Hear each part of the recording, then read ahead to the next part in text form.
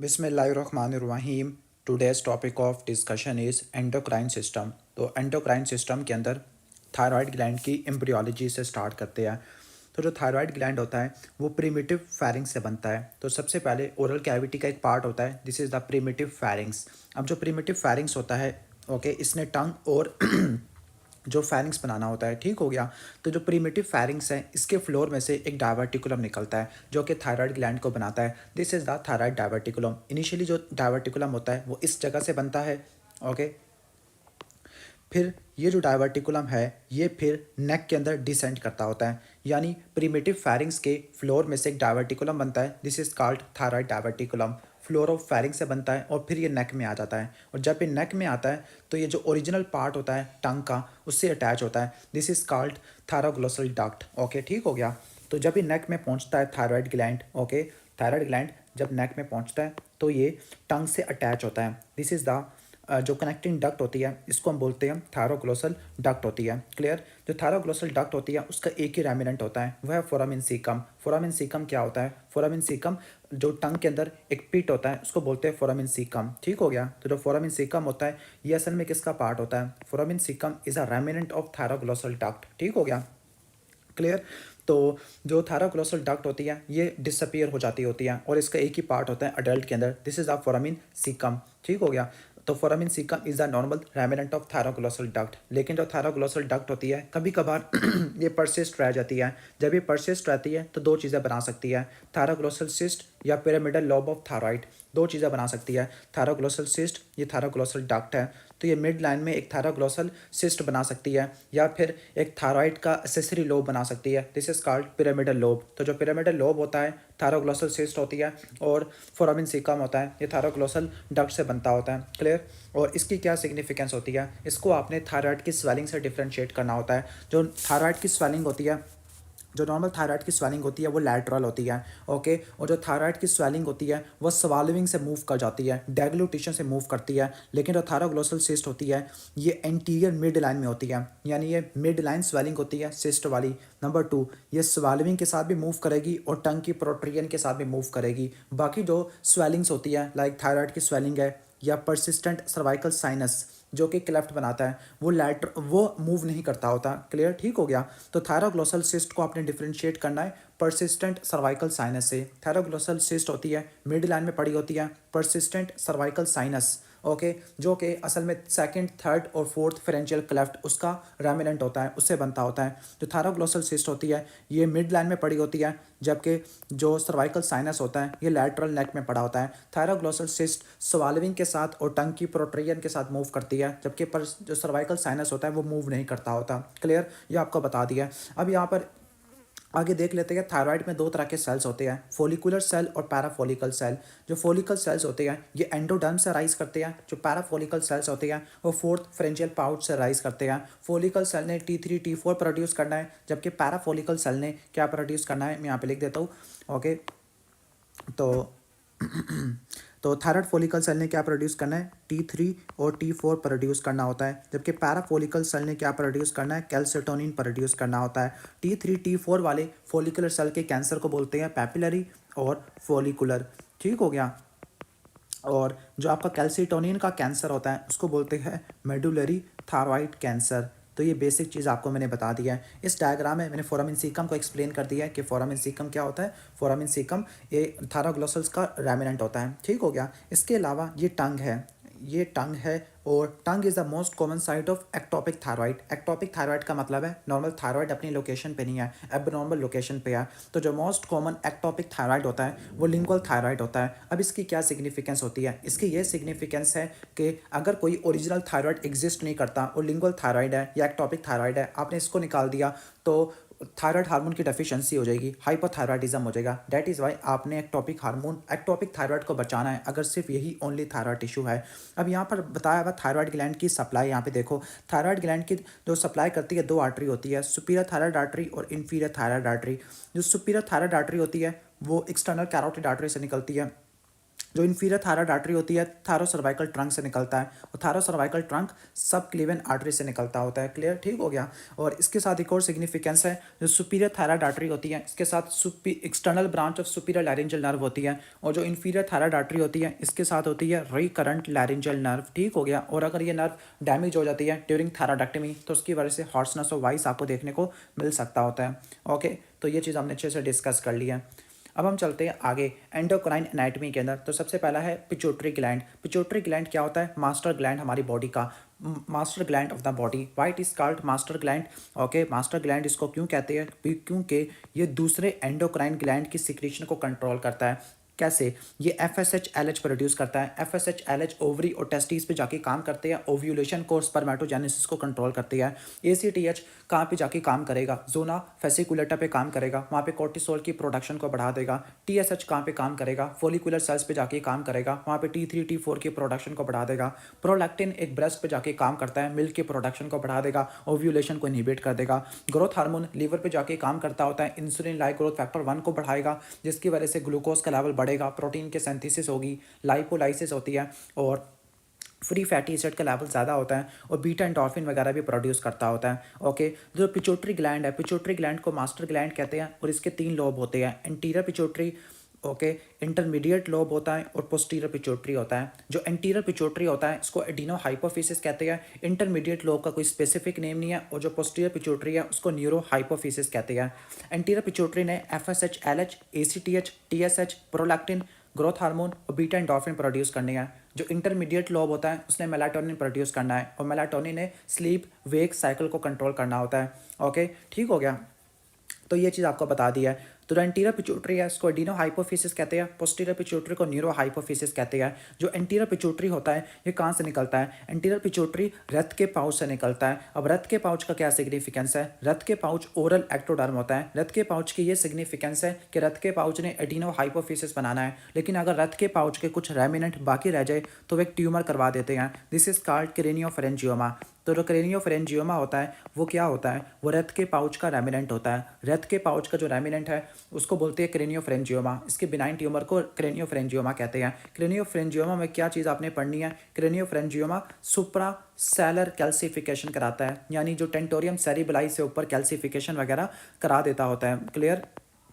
और ये ऑप्टिक क्याज्मा को कंप्रेस करता है। जब ऑप्टिक क्याज्मा को कंप्रेस करेगा तो बाई टेम्पोरल हेमिनोपी आपको देखने को मिलेगा, विजुअल फील्ड डिफेक्ट आपको देखने को मिलेगा। इसके अलावा नॉर्मल पिट्यूटरी को कंप्रेस कर सकता है, तो हाइपो पिट्यूटरिज्म भी आपको देखने को मिल सकता होता है। ठीक हो गया, जिसमें पिट्यूटरी के हार्मोन रिलेटिवली कम हो जाते होते हैं। क्लियर? और ये क्रेनियोफेरेंजियोमा आ जाएगा। इसके अलावा एक और चीज़ बता दूँ कि आपकी बॉडी में ना लाइक वैसे जनरली बताओ 3 ट्यूमर ऐसे होते हैं जो ऑप्टिक क्याज्मा को कंप्रेस करते हैं और बाई टेम्पोरल हेमिनोपिया कराते हैं। इसमें से एक क्रेनियोफेरेंजियोमा है, इसके अलावा एक्रोमेगाली वाला ग्रोथ हार्मोन का एडिनोमा है, और प्रोलैक्टिनोमा है। तो प्रोलैक्टिनोमा, क्रेनियोफेरेंजियोमा और ग्रोथ हार्मोन एडिनोमा ये क्या करते हैं? ऑप्टिक क्याज्मा को कंप्रेस करते हैं, बाई टेम्पोरल हेमिनोपिया वगैरह करा देते होते हैं। क्लियर?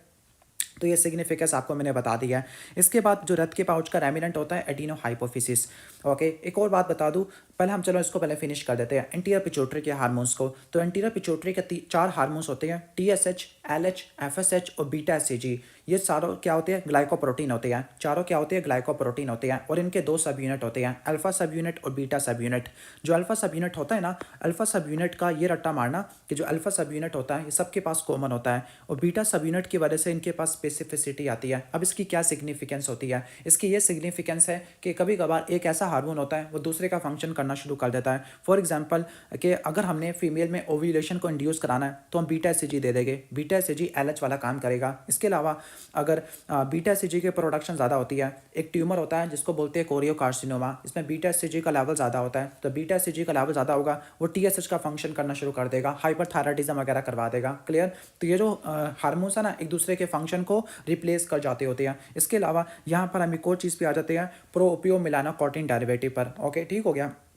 असल में ये जो पिट्यूटरी के हार्मोन होते हैं एक सिंगल पॉलीपेप्टाइड चेन की फॉर्म में रिलीज होते हैं। इस तरह की पॉलीपेप्टाइड चेन होती है, इसको डिफरेंट साइड से तोड़ते हैं तो डिफरेंट हार्मोन प्रोड्यूस होता है। ओके, तो 3 हार्मोन ऐसे होते हैं जो प्रो ओपियो मेलानोकॉर्टिन डेरिवेटिव होते हैं। ओके, इसमें से कौन कौन सा है? बीटा एंडोर्फिन जो कि एनाल्जेसिया पाथवे में पार्टिसिपेट करता है, ACTH और MSH आता है, मेलानोसाइट स्टिमुलेटिंग हार्मोन है। अब एक बात रट्टा मार लेना, जो ACTH होता है इसके पास MSH पावर भी होती है। डैट मीन्स कि वो तमाम कंडीशन जिसमें ACTH एलिवेटेड होता है। अब ACTH एलिवेटेड किस में होगा? ACTH एलिवेटेड होगा ओके एडिसन डिजीज में। एडिसन डिजीज में क्या होता है? कॉर्टिसोल नहीं होता, इसके फीडबैक मैकेनिज्म में ACTH का लेवल ज़्यादा होगा। जब ACTH का लेवल ज़्यादा होगा तो उसके पास MSH पावर भी होती है, तो वो क्या करेगा? वो स्किन की पिगमेंटेशन कराना शुरू कर देगा, खासतौर पर बक्कल ओरल म्यूकोजा की। ओके, इसके अलावा कुशिंग डिजीज़ है। कुशिंग डिजीज़ का मतलब है पिट्यूटरी का एडिनोमा जो ACTH को प्रोड्यूस कर रहा है, उस केस में भी क्या होगा? ACTH ज़्यादा होगा। जब ACTH ज़्यादा होगा स्किन की पिगमेंटेशन आपको देखने को मिलती होती है। तो ये बात आपने याद कर लेनी है। इसके बाद हम आ जाते हैं पिट्यूटरी में 2 तरह के सेल्स होती है, एसिडोफिलिक और बेसोफिलिक होती है। एसिडोफिलिक होता है और बेसोफिलिक होता है। अब जो एसिडोफिलिक सेल्स होते हैं वो 2 ही होते हैं, ओके, प्रोलैक्टिन और ग्रोथ हार्मोन। जबकि बेसोफिल वाले होते हैं FSH, LH, ACTH, TSH। इसका मिमोनिक है एसिड पिग। एसिड से क्या होगा? एसिडोफिलिक, यानी ऐसे सेल इओजिनोफिलिक होते हैं, प्रोलैक्टिन और ग्रोथ हार्मोन वाले। ओके, जबकि मिमोनिक है बी फ्लैट, बी से बेसोफिल आ जाएगा, और फ्लैट F से FSH, L से LH, A से ACTH और T से TSH ये आ जाएगा। क्लियर? तो ऑलमोस्ट ये चीज़ आपको मैंने अच्छे से एक्सप्लेन कर दिया है। अच्छा, एक और बात बता रहा था आपको इस टॉपिक से रिलेटेड। जो इंटीरियर पिट्यूटरी होता है अपने हार्मोन प्रोड्यूस करता है और अपने ही हार्मोन को रिलीज करता है, लेकिन जो पोस्टीरियर पिट्यूटरी है जिसको न्यूरो हाइपोफिसिस कहते हैं, ये अपना हार्मोन कोई भी प्रोड्यूस नहीं करता, बल्कि ये हाइपोथैलेमस वाले हार्मोन को कैरी करता है। यानी ये जो पोस्टीरियर पिट्यूटरी है ये सिर्फ हार्मोन को क्या करता है? ये सिर्फ हार्मोन को स्टोर करता है और हार्मोन को रिलीज करता है। और 2 ही हार्मोन है, ओके, एक वेजोप्रेसिन है जिसको ADH कहते होते हैं या आर्जिनिन वेजोप्रेसिन है, और दूसरा ऑक्सीटोसिन होता है। जो वेजोप्रेसिन होता है ये सुप्रा ऑप्टिक न्यूक्लियस से प्रोड्यूस होता है, और जो ऑक्सीटोसिन होता है ये पैरावेंट्रिकुलर न्यूक्लियस से प्रोड्यूस होता है। प्रोड्यूस होने के बाद एक प्रोटीन से बाइंड करते हैं, दिस इज द न्यूरोफाइजिन, और फिर ये आ जाती है पोस्टीरियर पिट्यूटरी में और वहीं से रिलीज हो जाते होते हैं। क्लियर? ठीक हो गया। ऑलमोस्ट ये चीज़ आपको मैंने अच्छे से एक्सप्लेन कर दिया है। जो इंटीरियर पिट्यूटरी था वो कहाँ से निकलता था? रथ के पाउच से निकलता था। पोस्टीरियर पिट्यूटरी कहाँ से निकलेगा? न्यूरो एक्टोडर्म से निकलेगा, यानी हाइपोथैलेमस में से अराइज करता होता है। तो ये चीज़ें मैंने एक्सप्लेन कर दी है अच्छे तरीके से पिट्यूटरी वाला। ओके, लगे हाथों हम पिट्यूटरी से रिलेटेड और चीज़ों को हम डिस्कस कर लेते होते हैं। ओके, तो पहला पिट्यूटरी का पहला हार्मोन है वो है ग्रोथ हार्मोन, लेकिन इसको डिस्कस करने से पहले हम थोड़ा बहुत यहाँ पे देख लेते हैं हाइपोथैलेमस। अब एक बात रट्टा मारना, पिट्यूटरी आपका मास्टर ग्लैंड है, लेकिन इस पिट्यूटरी से भी ऊपर एक मास्टर ग्लैंड पड़ा हुआ है, वो है हाइपोथैलेमस। ओके, कैसे?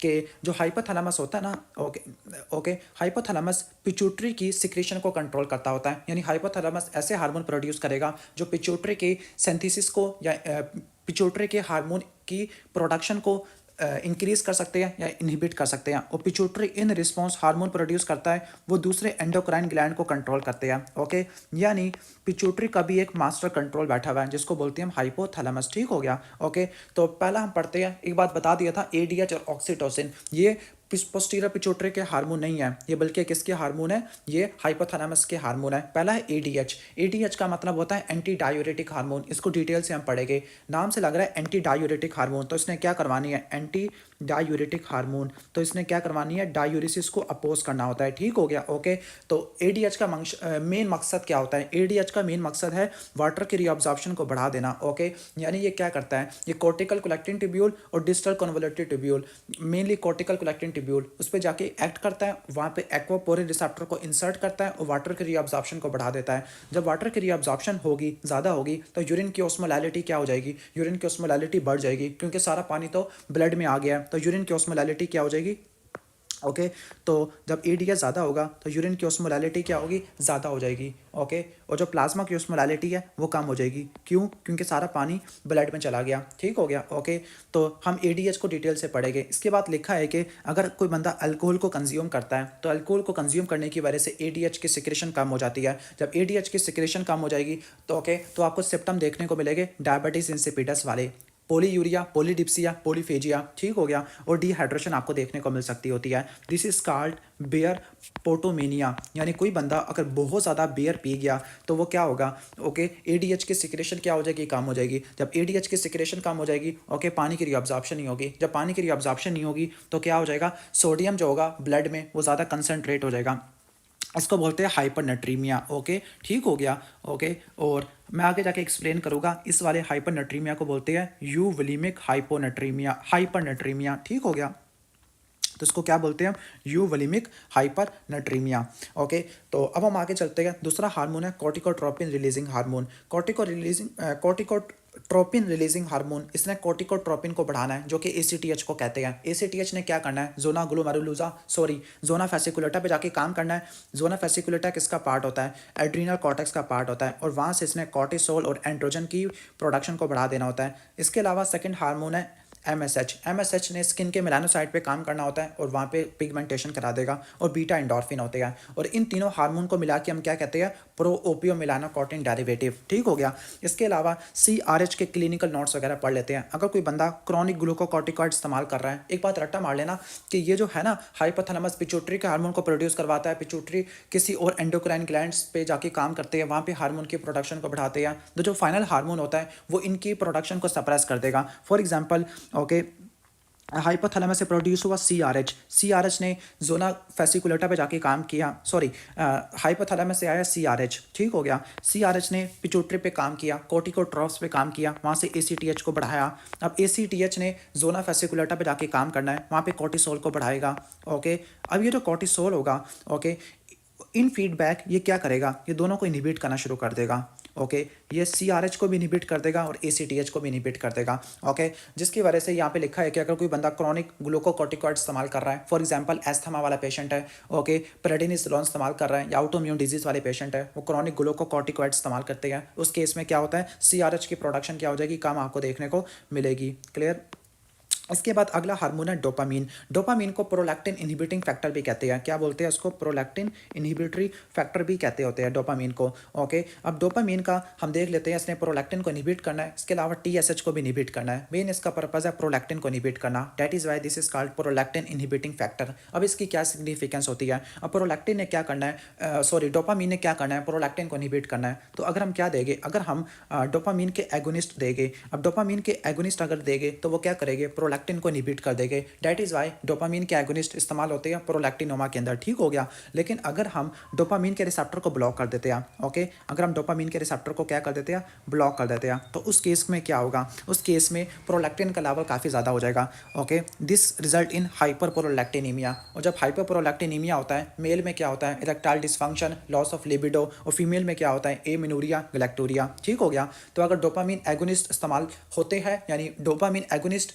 ब्रोमोक्रिप्टिन, कैबरगोलिन, ये प्रोलैक्टिनोमा के अंदर इस्तेमाल होते हैं, और जो एंटागोनिस्ट होते हैं वो हाइपर प्रोलैक्टिनीमिया के अंदर इस्तेमाल होते हैं। इसके बाद नेक्स्ट हमारा हार्मोन है जीएचआरएच, ग्रोथ हार्मोन रिलीजिंग हार्मोन। इसने ग्रोथ हार्मोन के प्रोडक्शन को बढ़ा देना होता है। ओके, और इसका एक एनालॉग इस्तेमाल करते होते हैं, उसका नाम है टीसामोरेलिन। ओके, जो टीसामोरेलिन होता है वो एचआईवी एसोसिएटेड लाइपोडिस्ट्रॉफी में इस्तेमाल करते हैं, एचआईवी एसोसिएटेड लाइपोडिस्ट्रॉफी में इस्तेमाल करते हैं ग्रोथ हार्मोन का एनालॉग। अब इसका ग्रोथ हार्मोन रिलीजिंग हार्मोन, लेकिन अब इसका क्या क्लिनिकल सिग्निफिकेंस है उसको आप ज़्यादा डिटेल में नहीं पढ़ना। इसके बाद जीएनआरएच, गोनाडोट्रोपिन रिलीजिंग हार्मोन, ये एफएसएच एलएच की प्रोडक्शन को बढ़ा देता होता है। अब इसकी क्या सिग्निफिकेंस होती है, ओके, अब एक बात रट्टा मार लेना, एक चीज़ मैं बता देता हूँ। Okay, let me show this, okay, यहाँ पे मैं शो करता हूँ।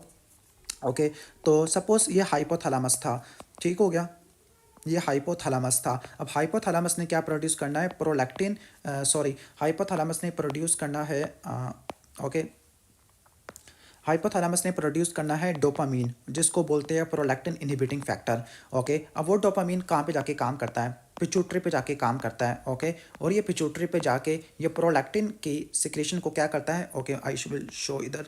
ओके, प्रोलैक्टिन के सिक्रेशन को इनहिबिट कर देता होता है। ठीक हो गया, डोपामिन क्या करता है, प्रोलैक्टिन के सिक्रेशन को इनहिबिट कर देता होता है। ओके, अब उल्टा जो प्रोलैक्टिन प्रोड्यूस हुआ फाइनली, अब वो क्या करेगा, प्रोलैक्टिन जीएनआरएच को इनहिबिट कर देता है। प्रोलैक्टिन क्या करता है, जीएनआरएच को इनहिबिट कर देगा। जब जीएनआरएच को इनहिबिट कर देगा तो फिर क्या होगा, जीएनआरएच इनहिबिट हो गए तो एफएसएच-एलएच कम हो जाएगी। जब एफएसएच-एलएच कम हो जाएगी तो ओव्यूलेशन इनहिबिट हो जाएगी। यानी जब प्रोलैक्टिन ज़्यादा होता है वो ओव्यूलेशन को इनहिबिट कर देता है, स्पर्मेटोजेनेसिस को इनहिबिट कर देता है। क्लियर, उम्मीद है कि आपको समझ आ गया होगा मैं इसका कैसे लिंक बता रहा हूँ। ओके, ठीक हो गया।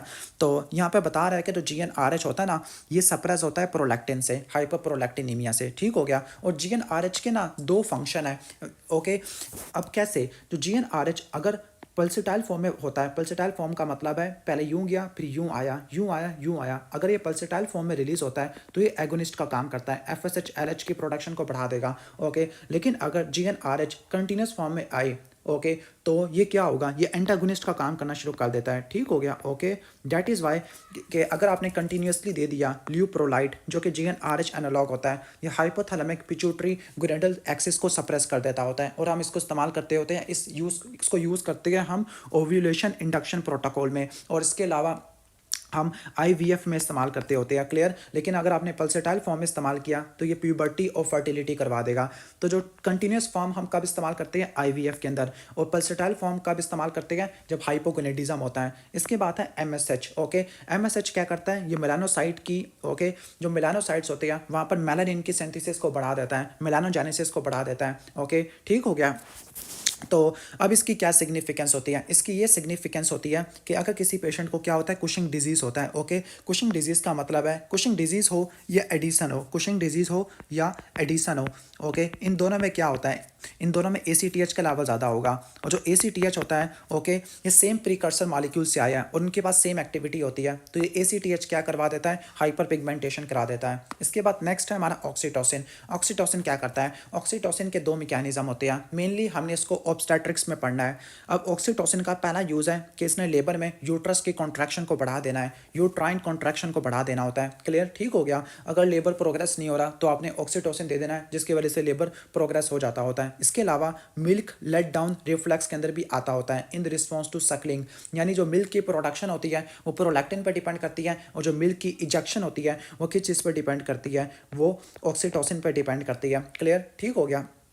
इसके अलावा जो ऑक्सीटोसिन होता है ये लव हार्मोन भी है, बॉन्डिंग में, मूड में, डिप्रेशन को, एंजाइटी या फेयर को मॉड्यूलेट करता होता है, इसको लव हार्मोन भी कहते होते हैं। क्लियर, इसके बाद है प्रोलैक्टिन। प्रोलैक्टिन का क्या फंक्शन होता है, प्रोलैक्टिन ने मिल्क के प्रोडक्शन को बढ़ा देना है, लैक्टोजेनेसिस को स्टिमुलेट करता है। इसके अलावा जीएनआरएच को इनहिबिट करेगा, तो क्या होगा, जब जीएनआरएच इनहिबिट हो जाएगी तो ओव्यूलेशन इनहिबिट हो जाएगी। ठीक हो गया, दैट मीन्स कि अगर किसी पेशेंट को पिट्यूटरी प्रोलैक्टिनोमा है, पिट्यूटरी एडिनोमा है जो प्रोलैक्टिन को प्रोड्यूस कर रहा है, तो मेल में क्या होगा, मेल में लॉस ऑफ लिबिडो हो जाएगा। क्लियर, इरेक्टाइल डिसफंक्शन हो जाएगा। फीमेल में एमनूरिया होगा, ऑस्टियोपोरोसिस, हाइपोगोनेडिज्म, ग्लैक्टोरिया आपको देखने को मिलता है। ओके, तो आपको ऑलरेडी बता दिया था कि प्रोलैक्टिन को इनहिबिट करने वाला कौन होता है, प्रोलैक्टिन को इनहिबिट करने वाला डोपामीन होता है, लेकिन प्रोलैक्टिन को स्टिमुलेट कराने वाला टीआरएच होता है। इसके अलावा ब्रेस्ट फीडिंग, इसकी वजह से भी प्रोलैक्टिन प्रोड्यूस होता है। क्लियर, तो या अगर बच्चा रो रहा है, माँ ने बच्चे को देखा, उस देखने की वजह से भी प्रोलैक्टिन रिलीज हो सकता होता है। क्लियर, तो यहाँ पे एक मैकेनिज्म बताया हुआ है। अगर कोई ब्रेस्ट फीडिंग फीमेल है, ओके, ब्रेस्ट फीडिंग फीमेल है, उसमें प्रोलैक्टिन ज़्यादा होता है, जब प्रोलैक्टिन ज़्यादा होगा तो वो जीएनआरएच को प्रोड्यूस करवाएगा, जब प्रोलैक्टिन ज़्यादा होगा वो जीएनआरएच को कम कर देगा, जब जीएनआरएच कम हो जाएगी तो ओव्यूलेशन नहीं हो पाएगी। दैट इज़ वाई ये जो प्रोलैक्टिन होता है ये नेचुरल कॉन्ट्रासेप्शन के तौर पर भी इस्तेमाल होता है। इसके बाद नेक्स्ट हमारा हार्मोन है सोमैटोस्टैटिन। सोमैटोस्टैटिन क्या करता है, ग्रोथ हार्मोन को मेनली कम करता है, इसके अलावा टीएसएच को भी कम कर देता होता है। This is called growth hormone inhibiting hormone. इसकी क्या सिग्निफिकेंस होती है, इसका एक एनालॉग होता है जिसको बोलते हैं ऑक्ट्रियोटाइड। ओके, ऑक्ट्रियोटाइड हम इस्तेमाल करते होते हैं कहाँ पर, हम इस्तेमाल करते हैं ग्रोथ हार्मोन एडिनोमा के अंदर। ओके, यानी अगर किसी पेशेंट को, अगर अडल्ट है और उसमें ग्रोथ हार्मोन का एडिनोमा हो गया तो उसको एक्रोमेगाली हो जाएगा। ओके, और उसको ठीक करने के लिए आपने क्या देना होता है, आपने सोमैटोस्टैटिन इस्तेमाल करना होता है। लास्ट हार्मोन है हमारा टीआरएच, थायरोट्रोपिन रिलीजिंग हार्मोन। इसने टीएसएच को, प्रोलैक्टिन को, दोनों को स्टिमुलेट करवा देना होता है। क्लियर, ठीक हो गया। तो कहती है कि टीआरएच कब बढ़ेगा, जब प्राइमरी या सेकेंडरी हाइपोथायराइडिज्म है। हाइपोथायराइडिज्म का मतलब है T3 T4 कम हो जाएगा। अब मुझे दोबारा एक एक्सेस बनाना पड़ेगा। हाइपोथैलेमस से टीआरएच आया, उसने पिट्यूटरी से टीएसएच को स्टिमुलेट किया, वहाँ से T4 प्रोड्यूस हुआ। क्लियर, T4 प्रोड्यूस हुआ। अब ये जो T4 होता है ना, ये उल्टा जाके इसको और इसको इनहिबिट कर देता होता है, क्लियर। लेकिन जब T4 कम हो जाएगा, ओके, प्राइमरी मसला थायराइड में मसला हो, यानी अगर प्राइमरी हाइपोथायराइडिज्म हो या सेकेंडरी हाइपोथायराइडिज्म हो, तो उस केस में इनहिबिशन नहीं हो पाएगी। दैट इज़ वाई TRH ज़्यादा हो जाएगा। जब TRH ज़्यादा होगा, थायरोट्रोपिन रिलीजिंग हार्मोन, तो वो प्रोलैक्टिन के सिक्रेशन को बढ़ा देगा, जिसकी वजह से एमेनोरिया, गैलेक्टोरिया, हाइपर प्रोलैक्टिनीमिया आपको देखने को मिलेगा, क्लियर, ठीक हो गया। अब यहाँ पे सारा कॉम्प्लेक्स मैकेनिज्म बताया हुआ है, ओके, सारा कंट्रोल वाला, ये मैं आपको एक्सप्लेन करता हूँ यहाँ से, ओके। तो ये हाइपोथैलेमस है और ये एंटीरियर पिट्यूटरी है, और एंटीरियर पिट्यूटरी में दो तरह के सेल होते हैं, बेजोफिलिक, एसिडोफिलिक। बेजोफिलिक का निमोनिक ऑलरेडी बताया था, फ्लैट, F से FSH, L से LH, ओके, A से ACTH, T से TSH, और एसिडोफिलिक का निमोनिक है PIG, पिग, P से प्रोलैक्टिन, G से ग्रोथ हार्मोन वाला, ठीक हो गया, क्लियर। तो अब यहाँ से समझते हैं इस चीज़ को, ओके। ओके, तो यहाँ पर देख लेते हैं हम। अब हाइपोथैलेमस ने क्या करना है, हाइपोथैलेमस ने growth hormone releasing hormone produce करना है। वो ग्रोथ हार्मोन रिलीजिंग हार्मोन क्या करेगा, ग्रोथ हार्मोन को इनहिबिट कर देगा, ओके, ठीक हो गया। इसके अलावा जो सोमैटोस्टैटिन है वो ग्रोथ हार्मोन को इनहिबिट करता है। जो ग्रोथ हार्मोन रिलीजिंग हार्मोन है, ये ग्रोथ हार्मोन को बढ़ा देगा और सोमैटोस्टैटिन इसको इनहिबिट कर देगा। अगला देखते हैं प्रोलैक्टिन। प्रोलैक्टिन को इनहिबिट करने वाला डोपामीन है और स्टिमुलेट करने वाला कौन है, TRH है, ठीक हो गया, ओके। तो ये सारे मैकेनिज्म बताए हुए हैं। और जो प्रोलैक्टिन है वो उल्टा किसको इनहिबिट कर देता है, वो GnRH को इनहिबिट कर देता है। GnRH किसको स्टिमुलेट करते हैं, LH FSH को करते होते हैं। जो कोर्टिकोट्रोपिन रिलीजिंग हार्मोन है ये ACTH को करता होता है। यानी सारे कॉम्प्लेक्स मैकेनिज्म बताए हुए हैं इंटरलिंक करके, ओके। इसके बाद हम नेक्स्ट आगे आ जाते हैं। नेक्स्ट हमारा टॉपिक है ग्रोथ हार्मोन वाला टॉपिक, ओके, ठीक हो गया। तो ग्रोथ हार्मोन वाला टॉपिक स्टार्ट करते हैं। तो जो ग्रोथ हार्मोन है ये हमारी बॉडी की ग्रोथ को मेंटेन करता होता है। ग्रोथ हार्मोन का दूसरा नाम है सोमैटोट्रोपिन। सोमैटोट्रोपिन, आपने दो वर्ड्स को अच्छे से पढ़ना है। ग्रोथ हार्मोन का दूसरा नाम है सोमैटोट्रोपिन, लेकिन ग्रोथ हार्मोन लीवर पे जाके काम करता है और अपने सारे एक्शन उसके जरिए करवाता होता है। उसको बोलते हैं इंसुलिन लाइक ग्रोथ फैक्टर 1। यानी जो ग्रोथ हार्मोन है इसको क्या बोलते हैं, ओके, ग्रोथ हार्मोन को बोलते हैं हम सोमैटोट्रोपिन, सोमैटोट्रोपिन, ओके। और जो इंसुलिन लाइक ग्रोथ फैक्टर 1 है इसको बोलते हैं हम सोमैटोमिडिन, सोमैटोमिडिन। तो ग्रोथ हार्मोन इन दो मैकेनिज्म के जरिए काम करता है, सोमैटोट्रोपिन और सोमैटोमिडिन, ओके। तो अब हम देख लेते हैं ग्रोथ हार्मोन का रोल। अब जो ग्रोथ हार्मोन होता है, ओके, इसको ऑलरेडी बता चुका हूँ। ग्रोथ हार्मोन को कंट्रोल करने वाले मजीद दो हार्मोन होते हैं, एक है ग्रोथ हार्मोन रिलीजिंग हार्मोन, दूसरा somatostatin. Growth hormone releasing hormone ने स्टिमुलेट करना है और सोमैटोस्टैटिन ने इनहिबिट करना होता है, क्लियर, ठीक हो गया। इसके अलावा और भी बहुत सारे मैकेनिज्म्स होते हैं जो यहाँ पे काम करते होते हैं। फॉर एग्जाम्पल जो ग्रोथ हार्मोन रिलीजिंग हार्मोन होता है, क्लियर, वो आगे इट्सल्फ किसी और चीज़ से स्टिमुलेट होता है। बस आपने रट्टा मारना है ग्रोथ हार्मोन का मेन पर्पस क्या होता है। ग्रोथ हार्मोन एक एनाबॉलिक हार्मोन होता है। ग्रोथ हार्मोन क्या है, एक एनाबॉलिक हार्मोन है। और एनाबॉलिक हार्मोन है, इसने ब्लड में ग्लूकोज के लेवल को बढ़ाना है, ओके, इसने प्रोटियोजेनेसिस करानी है, यानी प्रोटीन की सिंथेसिस को बढ़ाना है, और इसने लाइपोलाइसिस करवा देनी है, ओके, ठीक हो गया। इन शॉर्ट इन तीन मैकेनिज्म की वजह से क्या होगा, जिस बंदे में ग्रोथ हार्मोन सही काम कर रहा होगा उसमें उसका लीन मसल मास बढ़ जाएगा, ओके, यानी इसका सिर्फ प्रोटीनेशियस मास होगा और वो बढ़ जाएगा। ये होता है ग्रोथ हार्मोन का मेन पर्पस, ठीक हो गया, ओके। तो ग्रोथ हार्मोन का मेन पर्पस है ग्लूकोज के लेवल को बढ़ाना। तो वो तमाम कंडीशन जो ग्लूकोज के लेवल को कम कर देती है वो ग्रोथ हार्मोन की सिक्रेशन को बढ़ा देती है। फॉर एग्जाम्पल स्लीप है, हाइपोग्लाइसीमिया, स्ट्रेस, प्यूबर्टी, एक्सरसाइज, ये ग्रोथ हार्मोन की सिक्रेशन को बढ़ा देती है। और एजिंग, ओबेसिटी और हाइपरग्लाइसीमिया या ग्रोथ हार्मोन की सिक्रेशन को इनहिबिट कर देता है, क्लियर, ठीक हो गया। और ग्रोथ हार्मोन वो हार्मोन है जिसकी डायर्नल वेरिएशन होती है। डायर्नल वेरिएशन का मतलब है कि जो ग्रोथ हार्मोन होता है ना, ओके, ये सबसे ज़्यादा होता है जब आप सो रहे होते हो, ओके, और दिन के टाइम पर रिलेटिवली कम हो जाता है या स्ट्रेस के टाइम पे बढ़ जाता होता है, क्लियर। तो इसकी डायर्नल वेरिएशन होती है। और इसकी टोटली ऑपोजिट डायर्नल वेरिएशन आपको कॉर्टिसोल में देखने को मिलती है, ओके। अब कॉर्टिसोल की पीक कब आती है, जब आप सुबह उठे होते हो, ओके, सुबह सुबह, तो कॉर्टिसोल की पीक आ जाती है। और जब आप सो रहे होते हो तो कॉर्टिसोल कम हो जाता है। लेकिन जब आप सो रहे होते हो आपकी ग्रोथ हो रही होती है, मतलब सोते वक्त ग्रोथ हार्मोन का लेवल काफ़ी ज़्यादा आपको देखने को मिलता होता है, क्लियर। इसके बाद हम आगे आ जाते हैं। ग्रोथ हार्मोन एंटीरियर पिट्यूटरी से सिक्रेट होता है। ठीक हो गया, ऑलरेडी एक्सप्लेन कर चुका हूँ। और ग्रोथ हार्मोन का मेन पर्पस क्या है? लीनियर ग्रोथ को बढ़ाना, ओके, लेंथ वाइज ग्रोथ को बढ़ाना और मसल मास को बढ़ाना, लीन मसल मास को बढ़ाना। और जो ग्रोथ हार्मोन होता है ये कैसे काम करता है? डायरेक्टली काम नहीं करता होता, बल्कि ये इनडायरेक्टली काम करता होता है। ये इंसुलिन लाइक ग्रोथ फैक्टर 1 का सहारा लेता होता है। यानी अगर इंसुलिन लाइक ग्रोथ फैक्टर 1 ना हो या इसके रिसेप्टर में म्यूटेशन आ जाए तो ऐसे ग्रोथ हार्मोन का भी कोई फायदा नहीं है। इंसुलिन लाइक ग्रोथ फैक्टर 1 को बोलते हैं सोमैटोमेडिन, और ये कहाँ से प्रोड्यूस होता है? ये लीवर से प्रोड्यूस होता है। क्लियर? ठीक हो गया। लीवर से प्रोड्यूस होता है। आगे चलते होते हैं, ओके, तो ऑलमोस्ट ये हो जाएगा। और जो ग्रोथ हार्मोन होता है उसने करना क्या है? ग्रोथ हार्मोन ने ग्लूकोज के लेवल को बढ़ाना है। जब ये ग्लूकोज के लेवल को बढ़ाएगा तो ये इंसुलिन के एक्शन को एंटागोनाइज कर रहा है, तो ये इंसुलिन के रेजिस्टेंस को बढ़ा देता है। This is the diabetogenic hormone. ठीक हो गया, ओके। तो ऑलमोस्ट ये चीज़ आपको मैंने एक्सप्लेन कर दिया है। अब जो ग्रोथ हार्मोन होता है ये कंटिन्यूस फॉर्म में रिलीज नहीं होता, बल्कि ये पल्स की फॉर्म में रिलीज होता है, ओके। यानी पहले यूँ आया पल्स, फिर जीरो आई, यूँ आया, यूँ आया। डैट इज़ वाई जब भी किसी पेशेंट में ग्रोथ हार्मोन का मसला है, आपने ग्रोथ हार्मोन के लेवल कभी भी नहीं करवाने। क्यों नहीं करवाने? क्योंकि ग्रोथ हार्मोन पल्सेटाइल फॉर्म में रिलीज होता है और इसकी बहुत ज़्यादा वेरिएशन होती है, आप जज नहीं कर सकते इसके लेवल्स को, ओके। और इसकी सिक्रेशन कब बढ़ती है? जब बंदा सो रहा होगा, हाइपोग्लाइसीमिया होगा, स्ट्रेस, प्यूबर्टी या एक्सरसाइज वगैरह में आपको देखने को मिलता होता है। क्लियर? और इसकी सिक्रेशन कब कम होती है? एजिंग, ओबेसिटी, हाइपरग्लाइसीमिया में आपको देखने को मिलती होती है। क्लियर? ठीक हो गया, ओके। या फिर ये अपनी सिक्रेशन को खुद ही सप्रेस कर सकता है, ओके। कैसे? जब खुद ज़्यादा हुआ, insulin like growth factor 1 produce किया, या ग्रोथ हार्मोन इटसेल्फ ज़्यादा था, इसने एंटीरियर पिट्यूटरी पर और हाइपोथैलेमस पे जाके काम किया और वहीं पे आके इसने सिक्रेशन को इनहिबिट कर दिया। क्लियर? ठीक हो गया, ऑलमोस्ट ये चीज़ें आ जाएगी। अब ग्रोथ हार्मोन का लेवल ज़्यादा हो, अगर ग्रोथ हार्मोन का लेवल ज़्यादा हो तो उसके डिफरेंट इफेक्ट होते हैं। अब ग्रोथ हार्मोन का लेवल ज़्यादा है, क्या काज हो सकता है? पिट्यूटरी एडिनोमा हो सकता है। मोस्ट कॉमन पिट्यूटरी एडिनोमा कौन सा होता है? प्रोलैक्टिनोमा होता है। लेकिन सेकंड नंबर पे ग्रोथ हार्मोन एडिनोमा आ जाता है। अगर ये ग्रोथ हार्मोन का एडिनोमा बच्चों में हुआ तो ये बच्चों में क्या करवा देगा? जाइजेंटिज्म करवा देगा। और अगर अडल्ट में हुआ तो ये एक्रोमेगैली करवा देगा, ओके। अब इसका ट्रीटमेंट क्या होता है वो मैं आगे एक्सप्लेन करूँगा एक्रोमेगैली वाले चैप्टर में, अभी आएगा एक्रोमेगैली वाला सेक्शन। लेकिन मेन ट्रीटमेंट क्या होता है? ट्रांसफिनाइडल सर्जरी होती है। अब ग्रोथ हार्मोन के फंक्शन को समराइज कर देता हूँ। ग्रोथ हार्मोन ने क्या किया? लीवर पे जाके काम किया और लीवर पे इसने इंसुलिन लाइक ग्रोथ फैक्टर 1 के प्रोडक्शन को बढ़ा दिया। अब इंसुलिन लाइक ग्रोथ फैक्टर 1 ने क्या करना है? इसने अमाइनो एसिड की अपटेक को बढ़ा देना, बोन पे प्रोटीन की सिंथेसिस करवा देनी है, डीएनए आरएनए की सिंथेसिस करवानी है, जिसकी वजह से न्यू सेल्स बनेंगे। कॉन्ट्रैक्टिन सल्फेट के लेवल बढ़ा देगा, कोलेजन की क्वांटिटी बढ़ा देगा, सेल के हाइपरट्रॉफी, हाइपरप्लेजिया करवा देगा। प्रोटीन्स पर लाइक अमाइनो एसिड की अपटेक को बढ़ा देगा, प्रोटीन की सिंथेसिस को बढ़ा देगा, ग्लूकोज की अपटेक को बढ़ा देगा और ग्लूकोज की अपटेक को कम कर देगा और लाइपोलाइसिस को बढ़ा देगा, ओके। ठीक हो गया। तो नेट इफेक्ट क्या होगा ग्रोथ हार्मोन का? ओके, ब्लड ग्लूकोज लेवल ज़्यादा हो गया, okay.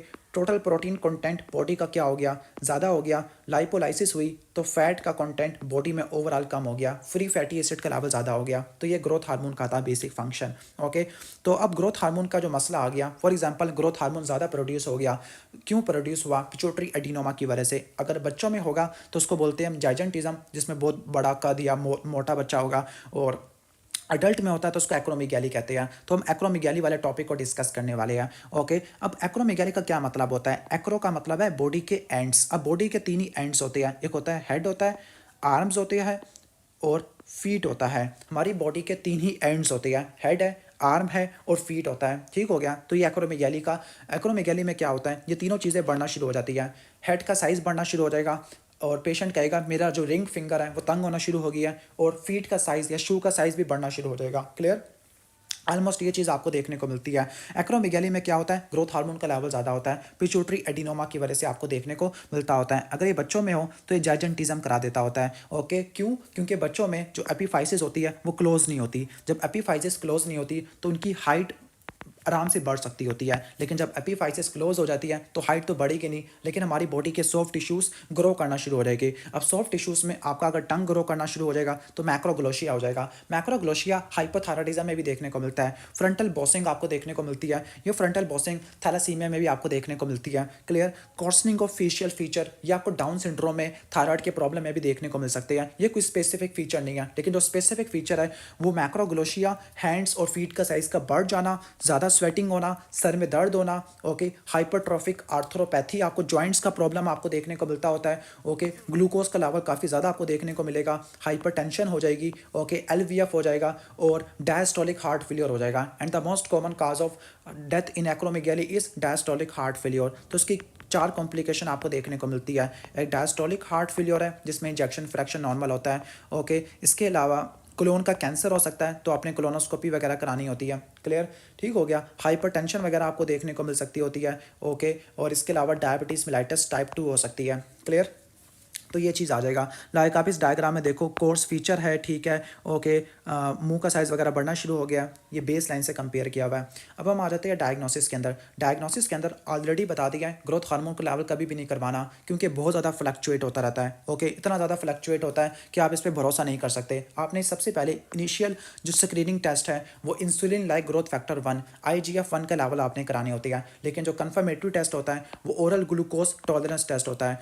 Oral glucose tolerance test में होता क्या है, ओके, नॉर्मली होता क्या है, नॉर्मल बंदे में अगर हम बाहर से ग्लूकोज देते हैं वो हमारे ग्रोथ हार्मोन को इनहिबिट कर देता होता है, क्लियर, ठीक हो गया। यानी जो हाइपरग्लाइसीमिया होता है ग्रोथ हार्मोन को इनहिबिट कर देता होता है। लेकिन अगर जिस बंदे में एडिनोमा हो तो जो ओरल ग्लूकोज है वो क्या कर पाएगा, वो ग्रोथ हार्मोन को रेजिस्ट नहीं कर पाएगा, ओके, ठीक हो गया। इसके अलावा MRI करा लोगे, आपको पिट्यूटरी मैस आपको देखने को मिल सकता होता है। और जो ग्रोथ हार्मोन का एडिनोमा है ये कंप्रेस करता है ऑप्टिक याज्मा को, जिसकी वजह से बाइटेम्पोरल हेमिनोपी आपको देखने को मिलता है। अब इसका जो मेन ट्रीटमेंट होता है वो मेन ट्रीटमेंट क्या होता है, सर्जरी आपने करनी होती है। कैसे, ये जो हमारा पिट्यूटरी है ना, हमारा पिट्यूटरी एक फोसा में पड़ा होता है, इस फोसा को बोलते हैं हम सीला टर्शिका, ओके, तो सीला टर्शिका एक फोसा है, इसको हाइपोफिजियल फोसा कहते हैं, और एक साइनस से रिलेटेड होता है, उसका नाम है सफिनॉइड साइनस।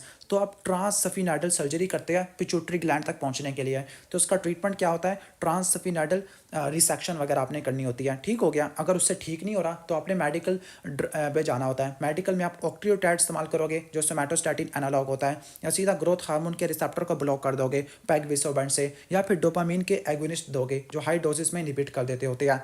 जब मैं प्रोलैक्टिनोमा का ट्रीटमेंट बताऊंगा, चलो अभी बता देता हूँ। जो प्रोलैक्टिनोमा का ट्रीटमेंट होता है वो इससे थोड़ा सा डिफरेंट होता है। प्रोलैक्टिनोमा का जो ट्रीटमेंट है उसमें जो मेन ट्रीटमेंट और चॉइस है वो मेडिकल ड्रग्स होती है, ओके, लगे हाथों में प्रोलैक्टिनोमा भी एक्सप्लेन कर देता हूँ, ओके। तो जो प्रोलैक्टिनोमा, ओके, प्रोलैक्टिनोमा होता है, ओके, इसके इफेक्ट ऑलरेडी मैं एक्सप्लेन कर चुका हूँ कि जो प्रोलैक्टिनोमा होता है ये क्या करवाता है। प्रोलैक्टिनोमा करता क्या है, ये मिल्क की प्रोडक्शन को बढ़ा देता है, ओके, और दूसरा क्या करता है, GnRH को इनहिबिट कर देता होता है। दैट इज़ वाई मेल में क्या करवाता है, मेल में रेक्टाइल डिसफंक्शन, लॉस ऑफ लिबिडो, और फीमेल में ओव्यूलेशन को इनहिबिट कर देगा, इनफर्टिलिटी, एमेनोरिया, ग्लैक्टोरिया करवा देता होता है। तो जो प्रोलैक्टिनोमा होता है उसमें आपने प्रोलैक्टिन के लेवल कराने होते हैं, MRI वगैरह करानी होती है। और जो प्रोलैक्टिनोमा का ट्रीटमेंट है वो उसका मेन ट्रीटमेंट मेडिकल ट्रीटमेंट है। जो ग्रोथ हार्मोन का डिनोमा था उसका जो मेन ट्रीटमेंट है वो सर्जरी होती है, लेकिन जो प्रोलैक्टिनोमा का ट्रीटमेंट होता है वो मेडिकल ट्रीटमेंट होता है। मेडिकल ट्रीटमेंट में क्या करोगे, मेडिकल ट्रीटमेंट में आप D2 एगोनिस्ट इस्तेमाल करोगे, ओके, क्योंकि डोपामीन क्या करता है, प्रोलैक्टिन को इनहिबिट कर देता है। D2 एगोनिस्ट में कैबरगोलिन, ओके, और ब्रोमोक्रिप्टिन होती है, ओके, कैबरगोलिन और ब्रोमोक्रिप्टिन ये ड्रग और चॉइस होती है। लेकिन अगर उसको रिस्पॉन्ड ना करे पेशेंट तो आपने क्या करना है, ट्रांसफिनाइडल सर्जरी कर देनी होती है, क्लियर। ऑलमोस्ट ये चीज़ मैंने अच्छे से एक्सप्लेन कर दी है, उम्मीद है कि आपको समझ आ गया होगा, क्लियर। तो ऑलमोस्ट ये हो गया। तो प्रोलैक्टिनोमा वाला यहाँ पे टॉपिक एज इट इज़ लिखा नहीं है जिसकी वजह से मैं इसको एक्सप्लेन नहीं कर पाया। तो ये चीज़ होगी हमारी प्रोलैक्टिनोमा वाला, ओके। तो इस वीडियो में हम हाइपोथैलेमस और पिट्यूटरी वाले फिनिश कर देंगे, कोशिश करते हैं, ओके। हम कहाँ पे थे, ओके, अच्छा, ये प्रोलैक्टिन वाला आ गया।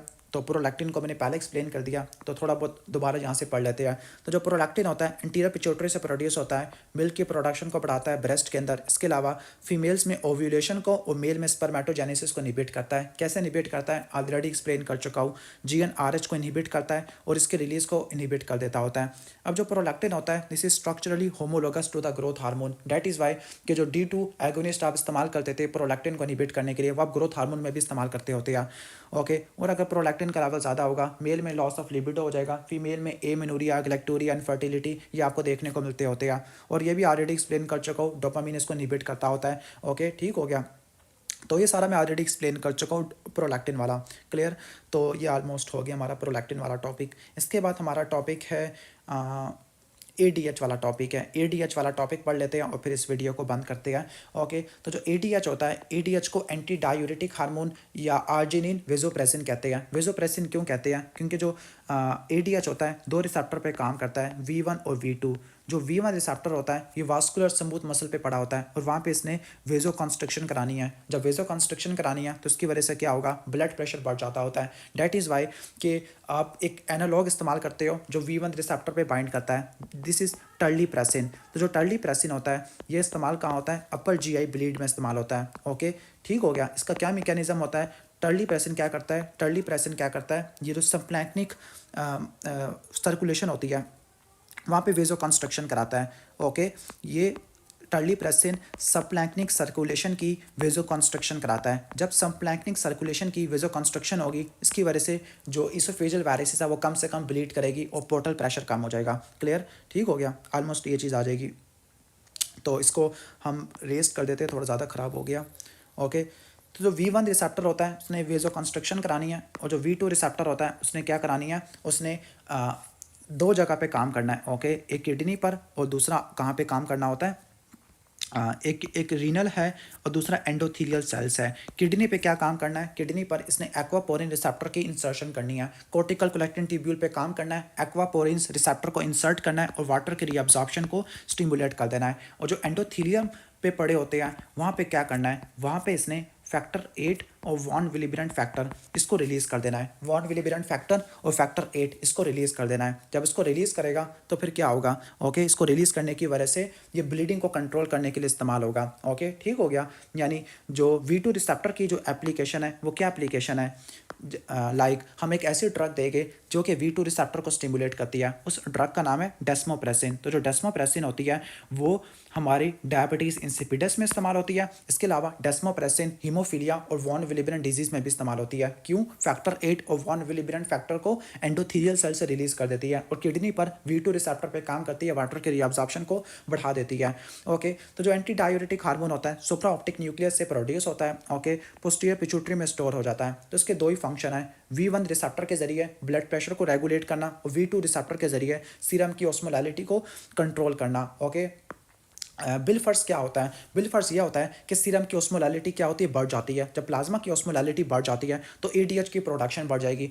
क्यों, क्योंकि जो हाइपोथैलेमस में ऑस्मो रिसेप्टर होते हैं, ओके, जब प्लाज्मा की ऑस्मोलैलिटी क्या होती है, ज़्यादा होती है, तो जो ऑस्मो रिसेप्टर होते हैं वो स्टिमुलेट होते हैं। जो ऑस्मो रिसेप्टर होते हैं स्टिमुलेट होने के बाद क्या करवाएंगे, ऑस्मो रिसेप्टर ये ADH की प्रोडक्शन को और रिलीज़ को बढ़ा देंगे और ADH क्या करेगा, वाटर की रीअब्जॉर्प्शन करा देगा, वाटर ब्लड में आ जाएगा। जब वाटर सारा ब्लड में आ जाएगा तो क्या होगा, यूरिन की ऑस्मोलैलिटी क्या हो जाएगी, यूरिन की जो ऑस्मोलैलिटी है वो बढ़ जाएगी और प्लाज्मा की ऑस्मोलैलिटी क्या हो जाएगी, ओके, वो कम हो जाएगी। ओके, डैट मीन्स अगर ADH ज़्यादा हो जाएगा तो यूरिन की ऑस्मोलैलिटी बढ़ जाएगी और प्लाज्मा की ऑस्मोलैलिटी कम हो जाएगी। This is called syndrome of inappropriate ADH। लेकिन जब ADH प्रोड्यूस नहीं होगा, सपोज ADH प्रोड्यूस नहीं हो पा रहा या ADH अपने रिसेप्टर पे काम नहीं कर पा रहा, तो उसकी वजह से क्या होगा, सारा का सारा पानी यूरिन में जाएगा तो यूरिन की ऑस्मोलैलिटी कम हो जाएगी और प्लाज्मा की ऑस्मोलैलिटी क्या हो जाएगी, बढ़ जाएगी। ओके, इसको हम पढ़ेंगे क्लिनिकली, ठीक हो गया।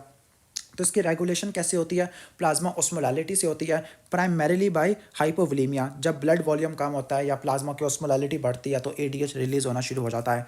और ADH के दो ही क्लिनिकल कोरिलेट है, ज़्यादा हो गया तो सिंड्रोम ऑफ इनएप्रोप्रिएट ADH, कम हो गया तो डायबिटीज़ इंसिपिडस है। और डायबिटीज़ इंसिपिडस में पोलीयूरिया, पोलीडिप्सिया, पोलीफेजिया, डिहाइड्रेशन देखने को मिलती है। अब डायबिटीज़ इंसिपिडस दो तरह की होती है, सेंट्रल और नेफ्रोजेनिक। सेंट्रल में तो हाइपोथैलेमस से प्रोड्यूस नहीं हो पा रहा, नेफ्रोजेनिक के अंदर क्या होता है, इसके जो किडनी पर रिसेप्टर है वो बेकार हो गया, रेजिस्टेंस आ गई है, ठीक हो गया, V2 रिसेप्टर में म्यूटेशन आ गई है। डेट इज़ वाई जो डेस्मोप्रेसिन होता है वो सेंट्रल डायबिटीज इंसिपिडस में तो इस्तेमाल करेगी लेकिन नेफ्रोजेनिक में इस्तेमाल नहीं करेगी। क्यों, क्योंकि ऑलरेडी ADH है लेकिन वो काम नहीं कर पा रहा।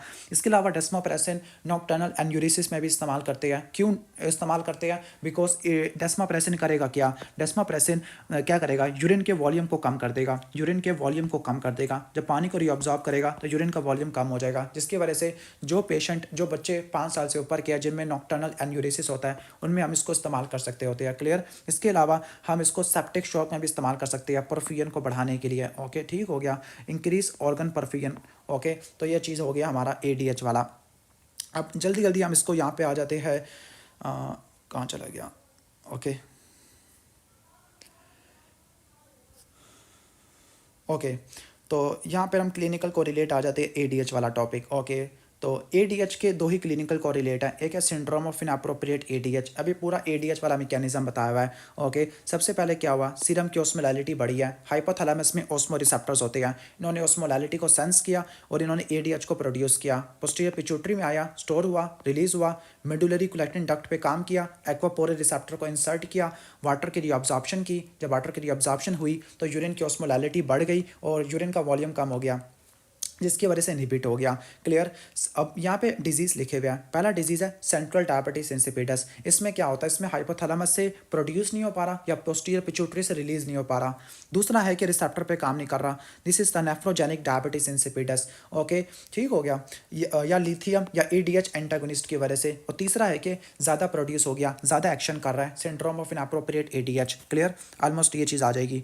अब हम आ जाते हैं इससे related, syndrome of inappropriate ADH में क्या होगा। सिंड्रोम ऑफ इनअप्रोप्रिएट एडीएच में यूरिन का वॉल्यूम कम हो जाएगा, यानी सारा का सारा पानी रिटेन हो गया। अब सारा का सारा पानी रिटेन हो गया तो उसकी वजह से क्या होगा, ओके, इसकी वजह से क्या होगा, पानी की रिटेंशन की वजह से हाइपोनेट्रीमिया हो जाएगा। ओके, सपोज एक कंटेनर है, उसमें आप पानी, इसमें सोडियम उतना ही है, ओके, लेकिन आपने पानी मजीद ऐड कर दिया। ओके, तो उसका वाटर यानी जो उसका वॉल्यूम है, ईसीएफ वॉल्यूम है, वो बढ़ जाएगा और सोडियम डाइल्यूट हो जाएगा, हाइपोनेट्रीमिया हो जाएगा। लेकिन जो ज़्यादा पानी आया था, वो ज़्यादा पानी बॉडी कैसे एडजस्ट करेगी। Suppose syndrome of inappropriate ADH हुआ, वाटर की रिटेंशन हुई। जब वाटर की रिटेंशन होगी तो एल्डोस्टेरोन कम प्रोड्यूस होगा और एएनपी ज़्यादा प्रोड्यूस होगा, ज़्यादा स्ट्रेच मैकेनिज्म की वजह से। जब एएनपी होगा तो वो यूरिन में सोडियम को सिक्रिएट करवा देगा, जिसकी वजह से extra cellular fluid volume normal हो जाएगा।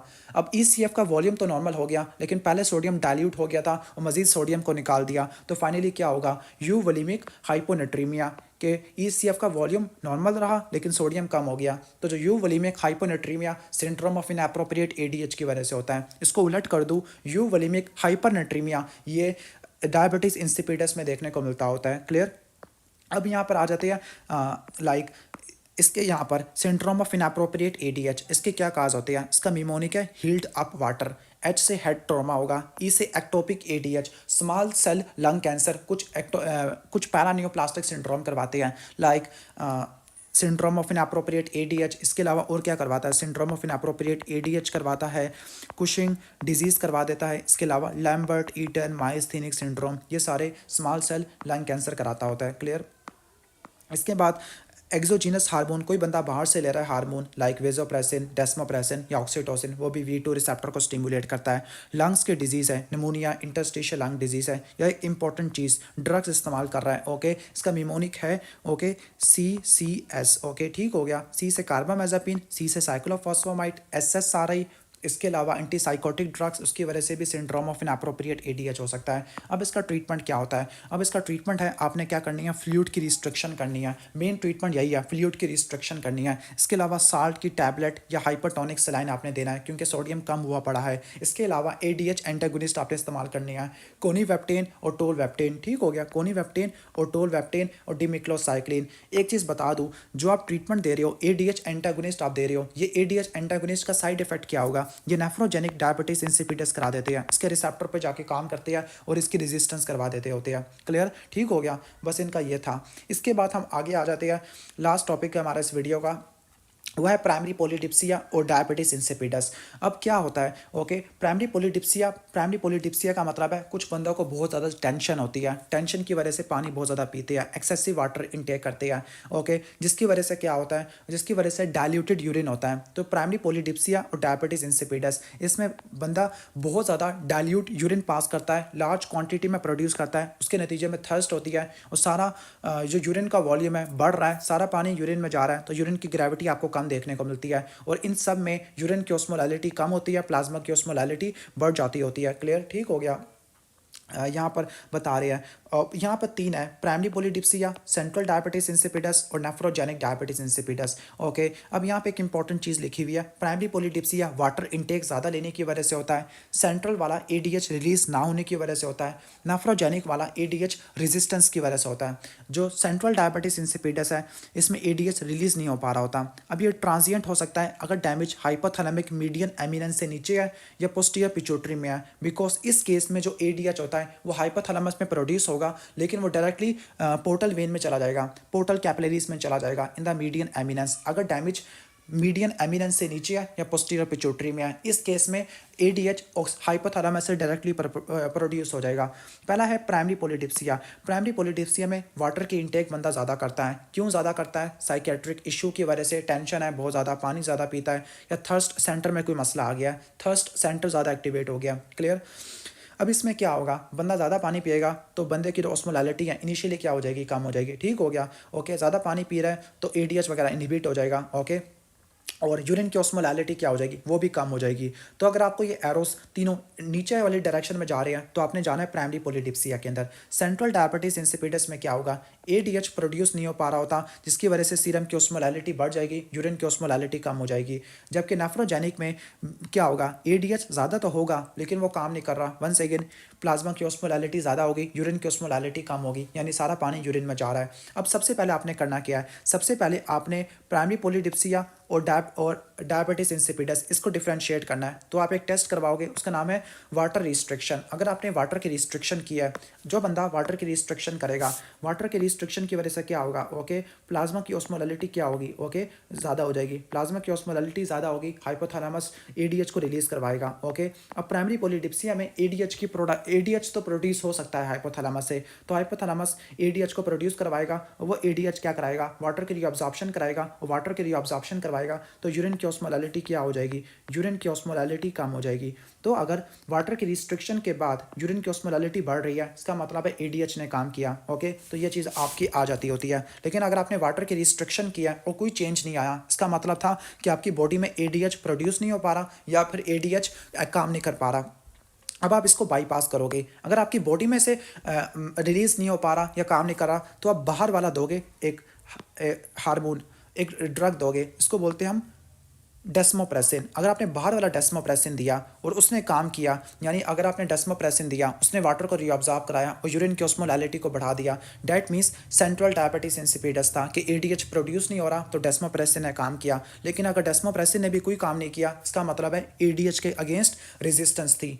ठीक हो गया? तो ये सारा कॉन्सेप्ट था। ट्रीटमेंट पे आ जाते हैं। ट्रीटमेंट में इसमें आपने वाटर की रिस्ट्रिक्शन करनी है। प्राइमरी पॉलीडिप्सिया में सेंट्रल में प्रोड्यूस नहीं हो रहा तो डेस्मोप्रेसिन दे दो, और इसमें नेफ्रोजेनिक में चूंकि काम नहीं कर पा रहा तो आप थायजाइड डायूरेटिक दोगे। थायजाइड डायूरेटिक कैसे काम करेगी, अभी थोड़ा कंट्रोवर्शियल कॉन्सेप्ट है। यस आई नो, काफ़ी सारों को ये एब्जॉर्ब नहीं होगा, लेकिन जो कॉन्सेप्ट है वो यही कॉन्सेप्ट है, इसी के ज़रिए काम करते होते हैं।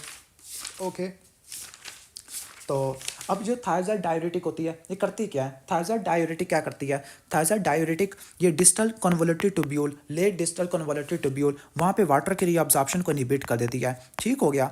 अब इसको कंपनसेट करने के लिए, जो वाटर की रीअब्जॉर्प्शन डिस्टल कन्वोल्यूटिव ट्यूब्यूल पे नहीं हो रही, इसको कंपनसेट करने के लिए प्रॉक्सिमल कन्वोल्यूटिव ट्यूब्यूल वाटर की रीअब्जॉर्प्शन को बढ़ा देगा अपने अंदर, जिसकी वजह से कम वाटर आएगा कॉर्टिकल कलेक्टिंग ट्यूब्यूल के पास और कम से कम लॉस होगा यूरिन के अंदर। तो जो डिस्टल कन्वोल्यूटिव ट्यूब्यूल है वो इंटरलिंक काम करेगी प्रॉक्सिमल के साथ। तो ये बेसिक मैकेनिज्म है। इसके अलावा एमिलोराइड और इंडोमेथासिन, इनका भी सेम मैकेनिज्म होता है कि ये वाटर के रीअब्जॉर्प्शन को टर्मिनल स्टेप्स पे रोक देती है, जिसकी वजह से प्रॉक्सिमल वाली करना शुरू कर देती है। ऑलमोस्ट ये हम एक्सप्लेन कर दिया है। अब लास्ट टॉपिक है हाइपोपिट्यूटरिज्म। हाइपोपिट्यूटरिज्म में जो पिट्यूटरी हार्मोन है उनकी प्रोडक्शन कम हो जाती है। अब पहला इसका काज है non secreting pituitary adenoma like craniopharyngioma. Craniopharyngioma explain किया था, बच्चों में सुप्रा सेलर कैल्सिफिकेशन कराता होता है और ये नॉर्मल पिट्यूटरी को कंप्रेस करेगा, जिसकी वजह से क्रेनियोफ्रेंजियोमा हो जाएगा। दूसरा शीहान सिंड्रोम। शीहान सिंड्रोम में क्या होता है, शीहान सिंड्रोम को बोलते हैं postpartum pituitary necrosis. Okay, postpartum pituitary necrosis. तो होता क्या है, नॉर्मली प्रेगनेंसी में क्या होता है, प्रेगनेंसी में पिट्यूटरी की ग्रोथ होती है, लेकिन जो इसकी ब्लड सप्लाई होती है वो कंप्रोमाइज़ हो जाती है। अगर किसी फीमेल को पीपीएच होता है, पोस्टपार्टम हैमरेज होता है, उसकी वजह से पिट्यूटरी का इस्कीमिया होगा और नेक्रोसिस हो जाएगी। उस नेक्रोसिस को बोलते हैं शीहान सिंड्रोम। ठीक हो गया? जब पेशेंट को शीहान सिंड्रोम होगा तो उसमें क्या होगा, प्रोलैक्टिन नहीं होगा। जब प्रोलैक्टिन नहीं होगा, क्लियर, तो उसकी वजह से लैक्टेट नहीं कर पाएगी। एफएसएच एलएच नहीं होगा तो एमोनूरिया हो जाएगा। ओके, टीएसएच नहीं होगा, कोल्ड इंटॉलरेंस हो जाएगा। ये सारे हार्मोन्स अफेक्टेड होते हैं। नेक्स्ट डिजीज़ है आपका, ओके, नेक्स्ट डिजीज़ है एम्प्टी सीला सिंड्रोम। एम्प्टी सीला सिंड्रोम में क्या होता है, एम्प्टी सीला सिंड्रोम में यह होता है कि आपका जो सीला टर्शिका है वो बिल्कुल खाली हुआ पड़ा है, सीला टर्शिका खाली है। पिट्यूटरी टिश्यू से भरा हुआ नहीं है, या तो उस पिट्यूटरी की एट्रोफी हो गया या उस पिट्यूटरी की कंप्रेशन हो गया। दिस इज कॉल्ड सीला टर्शिका, मतलब एम्प्टी सीला सिंड्रोम। ये मोटी फीमेल में देखने को मिलता है, खासतौर पर इडियोपैथिक इंट्राक्रेनियल हाइपरटेंशन से एसोसिएटेड होता है। अब ये जो idiopathic intracranial hypertension growth hormone, steroids, OCP लेने की वजह से होती है। इन फीमेल में हेडेक होता है। ये नहीं, अगर कोई मोटी फीमेल है, यंग रिप्रोडक्टिव एज ग्रुप की है और सर में दर्द हो रहा है, तो आपने इडियोपैथिक इंट्राक्रेनियल हाइपरटेंशन को रूल आउट करना है। इसके बाद है पिट्यूटरी एपोप्लेक्सी। पिट्यूटरी एपोप्लेक्सी में क्या होगा, पहले एक पिट्यूटरी का एडिनोमा होगा। ओके, उस एडिनोमा में क्या जहाँ पे बिनाइन ट्यूमर होता है ना, वहाँ पर एंजियोजेनेसिस होती है, वहाँ पे वैसल ज़्यादा होती है। अब अचानक ही उस कोई वैसल रप्चर हो गया और पिट्यूटरी में हैमरेज हो गया, तो अचानक ही पेशेंट को सडन सीवियर हेडेक हो, यानी अगर पेशेंट को सडन सीवियर हेडेक हो, सडन सीवियर बाइटेम्पोरल हेमिनोपिया हो, हाइपोपिट्यूटरिज्म के फीचर हो जो ऊपर बता दिया कि एमेनोरिया, ये सब चीज़ें हैं, और डिप्लोपिया हो, ये 4 चीज़ें नोट करनी है। ये होता है पिट्यूटरी एपोप्लेक्सी में।